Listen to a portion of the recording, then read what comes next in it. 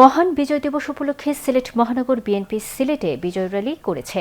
এতে প্রধান অতিথির বক্তব্যে বিএনপি চেয়ারপারসনের উপদেষ্টা ও সিলেট ১ আসনে বিএনপির প্রার্থী খন্দকার আব্দুল মুক্তাদির বলেছেন, বিজয়ের চেতনায় উদ্বুদ্ধ হয়ে বিএনপির ভারপ্রাপ্ত চেয়ারম্যান তারেক রহমানের নেতৃত্বে আগামীর বাংলাদেশ বিনির্মাণে কাজ করতে হবে।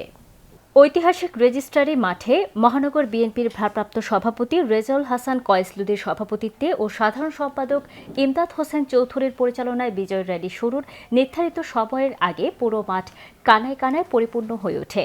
বিকেলে সংক্ষিপ্ত সভা শেষে বিশাল র্যালি শুরু করে সিলেট কেন্দ্রীয় শহীদ মিনারে হয়ে আম্বরখানা পয়েন্টে গিয়ে শেষ হয়।